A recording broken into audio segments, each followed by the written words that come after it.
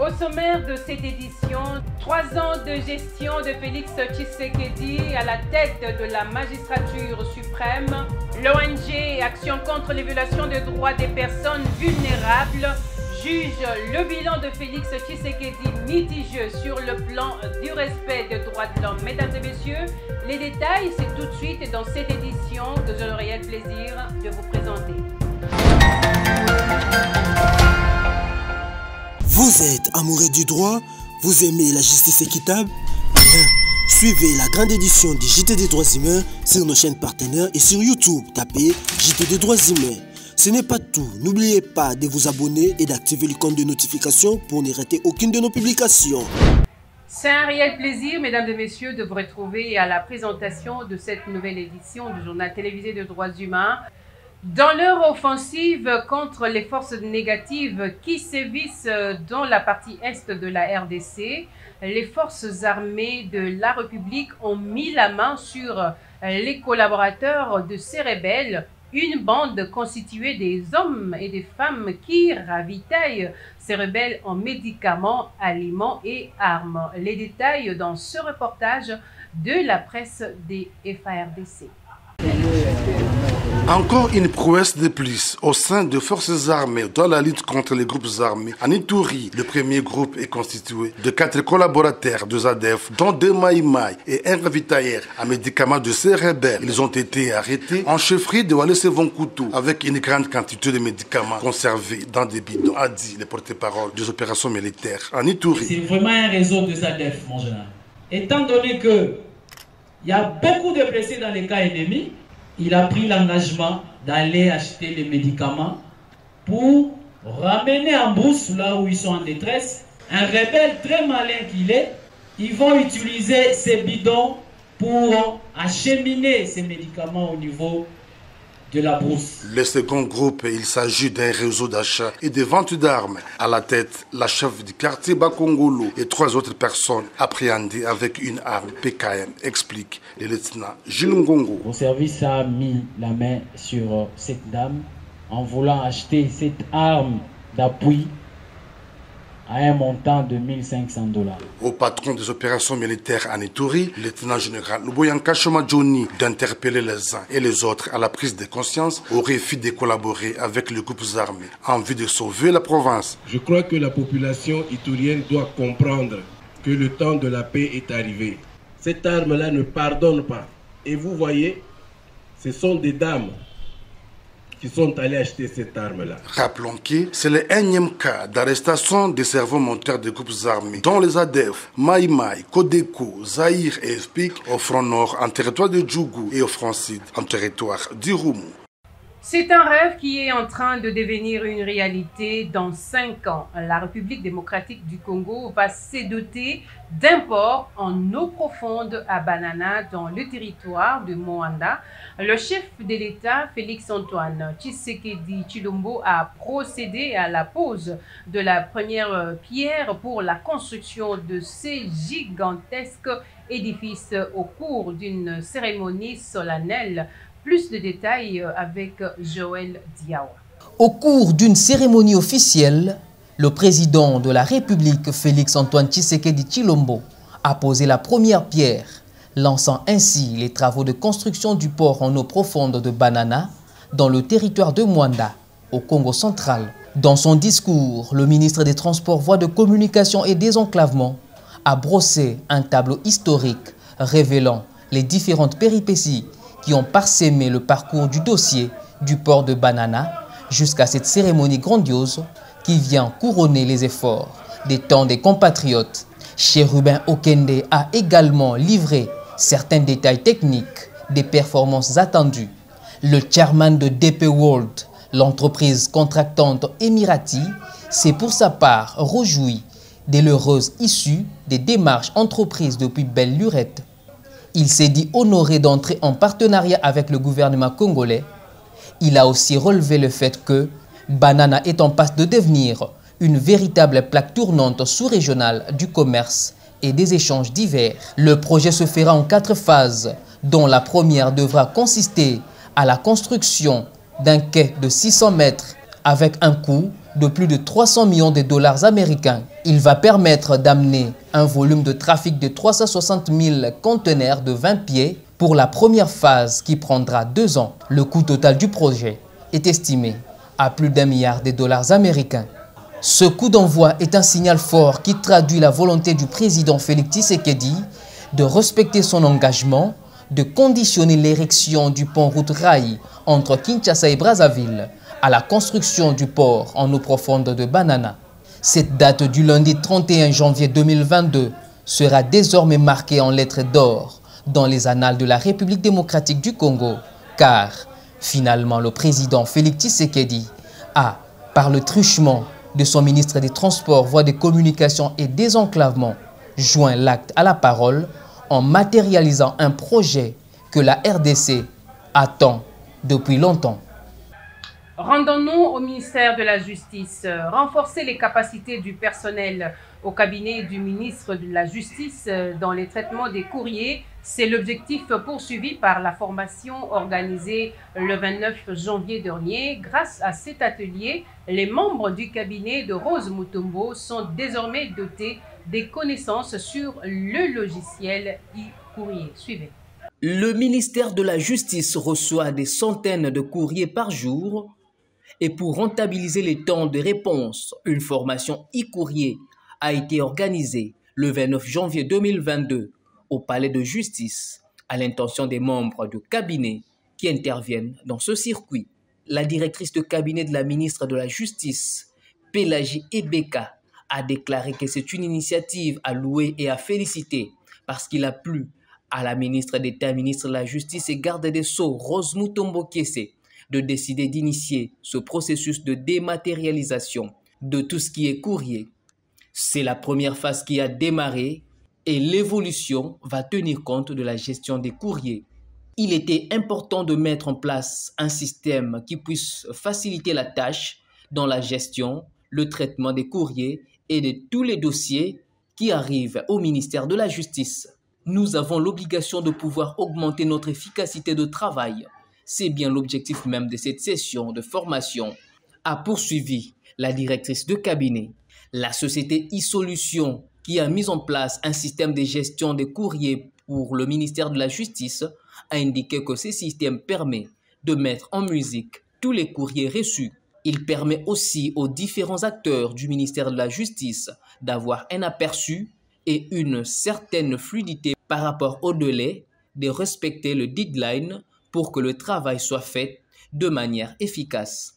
Avec le e-courrier, il est impossible de retrouver les courriers officiels sur les réseaux sociaux sans autorisation.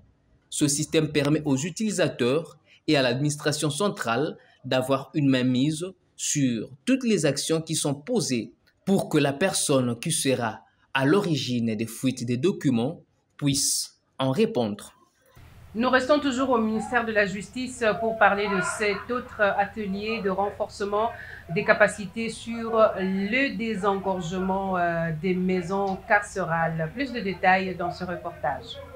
Le quartier général de la MONUSCO a servi de cadre pour la tenue de cette journée de réflexion qui répond à 2 problèmes majeurs qui sont entre autres l'humanisation des conditions de vie des personnes privées de liberté dans les centres des prisons, mais aussi se conformer aux standards internationaux en ce qui concerne le traitement des détenus. Dans son mot d'ouverture, Pélagie Ebeka, directrice de cabinet de Rose Mutombo, a martelé sur la politique du gouvernement de la République sur ce que doit être une maison carcérale. La prison moderne doit de nos jours être un lieu où le temps de la détention est mis à profit pour obtenir l'amendement du détenu et préparer sa réinsertion dans la société, et non un lieu de détérioration de sa santé ou d'anéantissement de sa vie. Or, cet objectif ne saurait être atteint tant que nos centres de détention seront confrontés aux problèmes de surpopulation carcérale.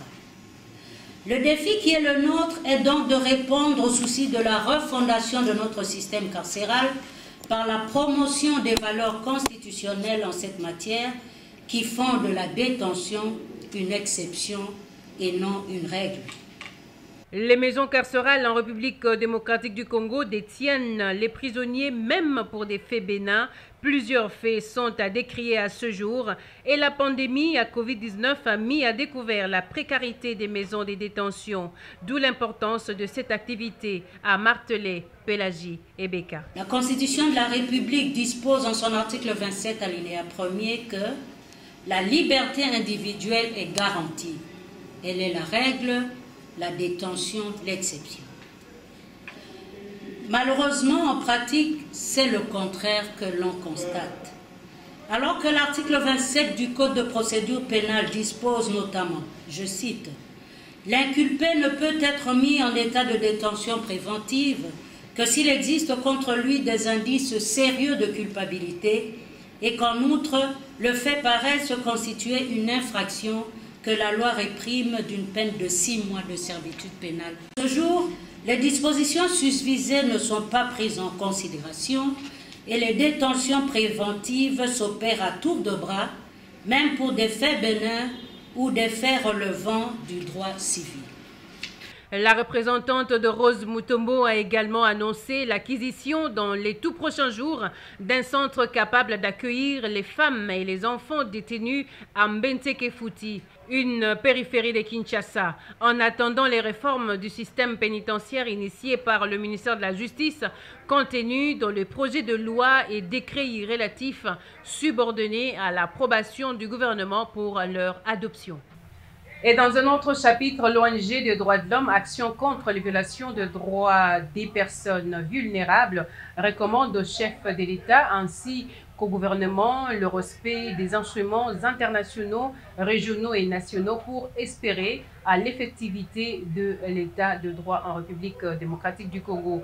Crispin Kobo-Longo, coordonnateur de cette structure, juge mitigeux les 3 ans du président Félix Tshisekedi sur le plan de droits de l'homme. Il l'a déclaré lors d'une interview accordée à Aristote Mundia et Nyosh Mafuta. Suivez.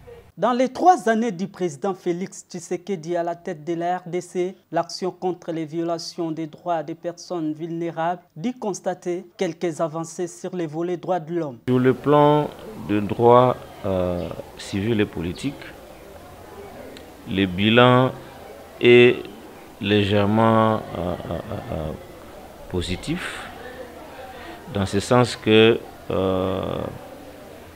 lorsque l'actuel président est entré, la première des choses, c'était de libérer tous les prisonniers politiques. C'est ce qui a été fait. Et deuxièmement, c'était de fermer tous les cachots clandestins. C'est ce qui a été fait. Et troisièmement, c'était d'humaniser les services de sécurité, comme l'ANER et d'autres services de sécurité, la DGM aussi. Donc, ce que nous avons constaté, il y a l'inexistence de ces endroits-là obscurs où on mettait les hommes politiques, où on mettait les défenseurs des droits de l'homme qui osaient dire des choses vraies aux dirigeants du régime passé.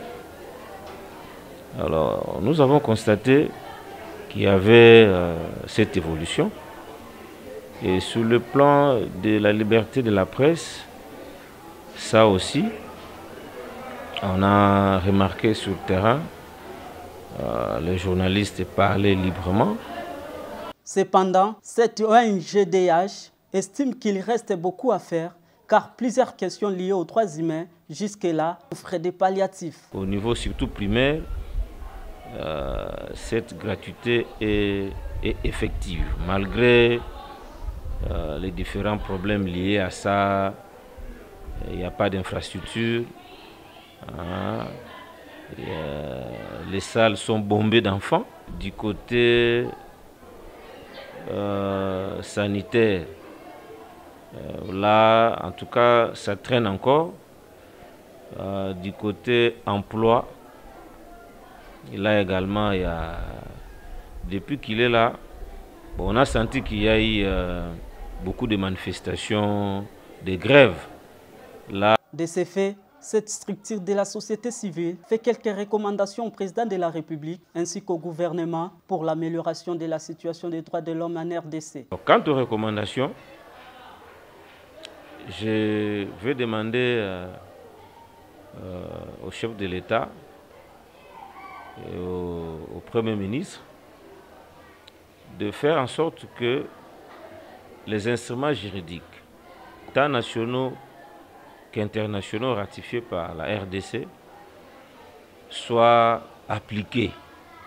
Parce que l'État congolais, lorsqu'il a ratifié ces instruments-là juridiques internationaux, c'était pour but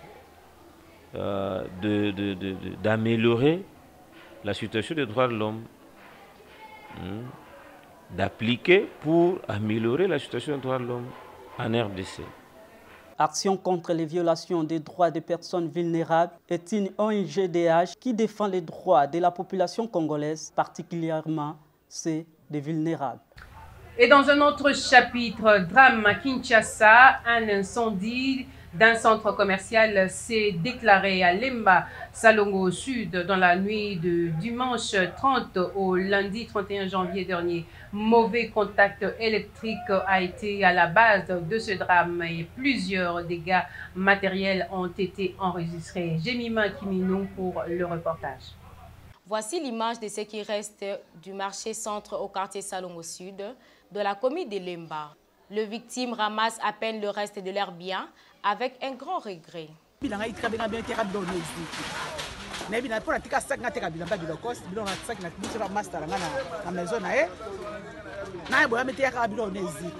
la nuit du dimanche 30 au lundi 31 janvier, un incendie s'est déclaré dans ces marchés. Selon les témoins de l'événement, l'incendie a commencé dans une boulangerie de la place après un court-circuit électrique. Bon, je suis surpris que je suis parti à 5h, à 5h30. À 5h30, déjà, le moto a parti à 5h, il a parti à 4h. Et pour demander à se flamir, il y a 4h, il y a qui est là, moi, je suis et ben notre famille la boulangerie ne pas les la fin les 24 heures. Boulangerie ça. Que le rotel on bien boulangerie ça. Boulangerie quand vous voyez au planning boulangerie na bango ngai na expliquer bango déjà. Ndenge bata pour na bango na sika o. Alors biso awa na place on est ba pesa biso espace ndenge to zoa totonga ba maison donc précaire de ba baraza matériel d'irté totonga na batol. Bon, ça bango effet à chaleur na batol na biloko la biso et ingénieur à l'ikosa ndimaka ba four ba tsango na terrain net na place net mais dans les grands services ba o ba yoko tsa four ba te four tango ba installer premier jour pour eux et c'est ça renda pour voisin tel. Plus de 80% de ces marchés a été consumé. On enregistre plusieurs dégâts matériels. Les victimes ont perdu tous leurs biens. La boulangerie d'où est parti le feu a perdu plus de 150 sacs de farine et une somme d'argent importante destinée à payer ses abonnés. Mais pas de perte en vies humaines.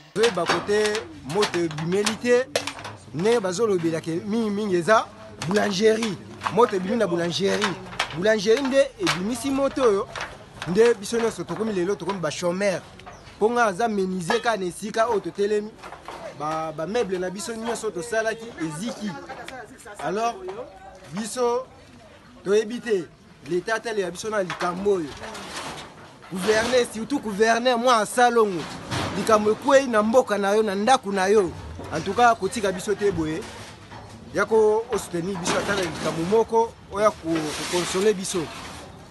Cet incendie qui s'est déclaré au marché Salongo Centre n'est pas la première fois. C'est la 4e fois que cet espace puisse prendre feu. La même cause serait les mauvais contacts électriques. La population de Lemba demande au gouverneur de la ville de Kinshasa, Jantini Gobila, de leur venir en aide, afin de trouver une solution le plus vite possible. Jantini Gobila a le projet de construire un marché moderne sur le site, à sommer ses occupants, à libérer l'endroit à déant 48 heures afin de démarrer le travaux. Dans les après-midi, le bourgmestre de Lemba est descendu sur les lieux pour raser le reste des décombres.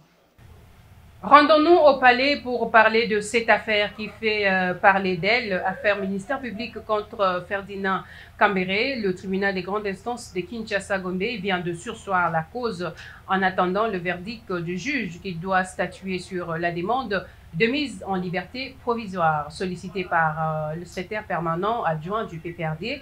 Ce dernier est donc poursuivi en citation directe pour coups et blessures volontaires envers son camarade du parti Ardent Kabambi. Merlin Kamalandoa et Joël Diawa ont signé ce reportage. C'est la troisième audience dans cette affaire qui oppose le ministère public à Ferdinand Kambere, secrétaire permanent adjoint du PPRD, poursuivi pour tentative de meurtre. Renvoyé à ce jour pour la poursuite de l'instruction et éventuellement la plaidoirie, le tribunal des grandes instances de Kinshasa-Gombe, après avoir acté les comparutions des avocats, s'est déclaré valablement saisi à l'égard de toutes les parties, mais constate au dossier un acte d'appel. Vérifiant le cas de la procédure, le tribunal est saisi sur un mise contradictoire. Mais le tribunal constate qu'il y a doté un acte d'appel numéro 021/2022 du 26 janvier de la même date, accompagné d'une procuration spéciale signée par les dits prévenus. Comme de droit devant cette évidence, la composition ne saura donc pas poursuivre son instruction, car n'étant pas le juge d'appel. Elle a donc décidé de surseoir en attendant la décision du juge supérieur.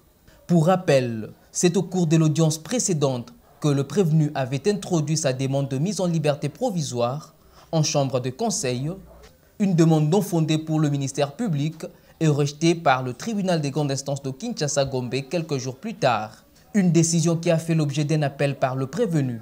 Retenez également que le prévenu dans cette affaire, Ferdinand Kambere, poursuit lui aussi par citation directe Ardent Kabambi pour tentative de meurtre, imputation dommageable, coups et blessures, faux et usage des faux et destruction méchante. L'audience est ouverte ce lundi au tribunal de grande instance de Kinshasa-Gombe.